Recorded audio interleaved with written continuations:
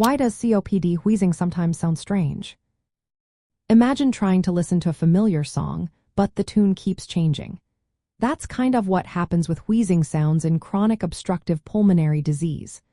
Wheezing is a high-pitched whistling noise caused by air squeezing through narrowed or blocked airways. In COPD, inflammation, swelling, mucus buildup, or damage in the lungs make these airways smaller.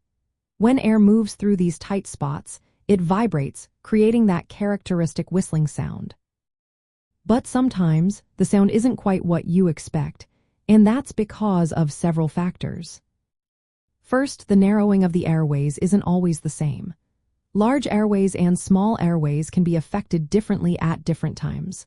So, wheezing might come from different parts of the lungs, and the pitch or loudness can change. If the big airways are more blocked today, the wheeze might sound deeper or more intense. If smaller airways are affected, it might be a higher pitch. Next, mucus or secretions in the airways can change how the wheezing sounds. When mucus builds up, it can cause partial blockages or vibrations that make the sound irregular or mixed with other noises. Sometimes, you might hear crackles or low-pitched sounds called rhonchi along with wheezing. These overlapping sounds can make the wheeze seem strange or different from day to day. Breathing phase also plays a role.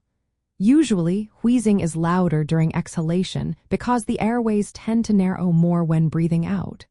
But in some cases, wheezing can also be heard during inhalation, which can make the sound seem unusual or more noticeable. Another reason is that COPD often causes multiple lung sounds at once. Crackles caused by fluid or mucus and rhonchi can mix with wheezing, making it sound less like a pure whistle and more like a combination of noises.